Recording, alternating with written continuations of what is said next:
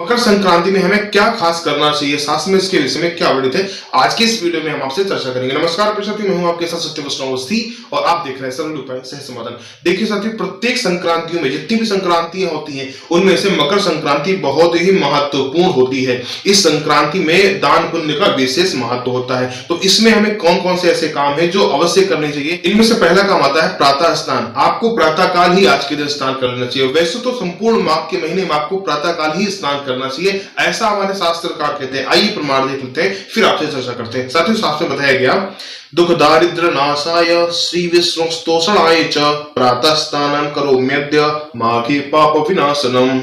इस प्रमाण में बताया कि प्रत्येक सनातनी को पूरे माघ के पूरे महीने में आपको प्रातः काल स्नान करना है। लेकिन यदि आप पूरे महीने स्नान नहीं कर सकते हैं तो आप मकर संक्रांति के दिन स्नान अवश्य करें प्रातः काल। क्यों? क्योंकि बिना स्नान किए हुए कोई भी काम है ना, वो पूर्ण फलदायी नहीं होता है। इसके लिए हम आपको बहुत सारे प्रमाण दे सकते हैं, लेकिन हम आपको एक प्रमाण देते हैं जो बृहत पराशर स्मृति से लिया गया है। इसमें बताया गया है अस्नातो नाचरित कर्म जप होमादि किंचन, मतलब बिना स्नान किए हुए कोई भी जप तप दान या फिर हवन हो या फिर देवताओं का पूजन हो पूर्ण फलदायी नहीं होता है, उसका कोई भी फल प्राप्त आपको नहीं होता है। इसलिए ये सारे काम जो भी करने हैं आपको ना, वो आपको स्नान करने के बाद ही करने चाहिए। अब आप कहेंगे स्नान तो हम रोज ही करते हैं, फिर स्नान की बात कैसे आ गई? तो वो स्नान की बात नहीं कर रहे। देखिए साथियों, इस महीने में या फिर इस दिन यानी मकर संक्रांति के दिन आपको स्नान क्या करना है? घर में ही नहीं करना। आपको वैसे तो किसी तीर्थ स्थान में जाकर स्नान करना चाहिए, किसी तपोभूमि में स्नान जाकर करना चाहिए, किसी पवित्र नदी के किनारे जाकर स्नान करना चाहिए, गंगा या संगम के किनारे जाकर आप स्नान करें तो ही आपको पूर्ण फल की प्राप्ति होती है। और विशेष क्या है, आपको काले तिल डालकर स्नान करना चाहिए। तस्याम कृष्ण तिलय स्नान, आपको काले तिल से स्नान करना चाहिए, वो आपको बहुत ही फलदायी होता है। तो आपको पहला काम मिला कि आपको प्रातः काल ही स्नान कर लेना चाहिए। अब आइए दूसरा क्या बात बताएगी, दूसरे प्रमाण में देख लेते हैं। इसमें बताया गया अत्र स्नानम जपो होमो देवतानां च पूजनम उपवासस्तथा दानम एकैकम पावनम स्मृतम।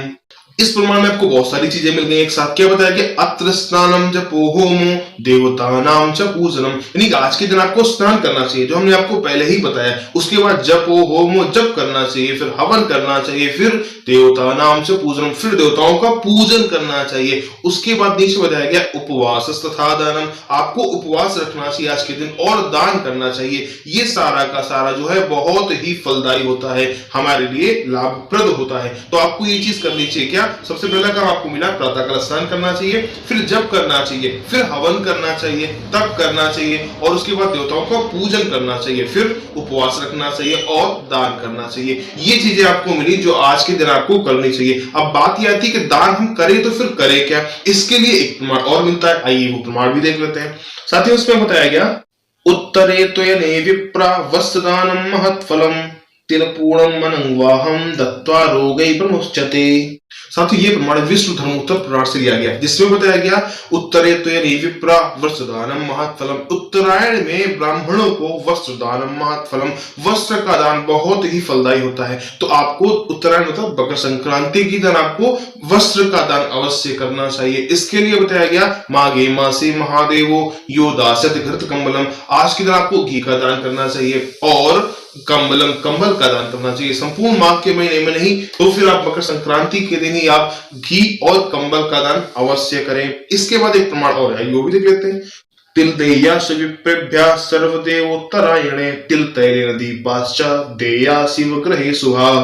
साथियों, ये प्रमाण शिव रहस्य से लिया गया है, जिसमें बताया गया तिल देयास विप्रेभ्यः सर्वदेवोत्तरायणे, यानी कि उत्तरायण में ब्राह्मणों को तिल का दान करना चाहिए। तिल के बने लड्डू आप दे सकते हैं या फिर केवल तिल आप दे सकते हैं।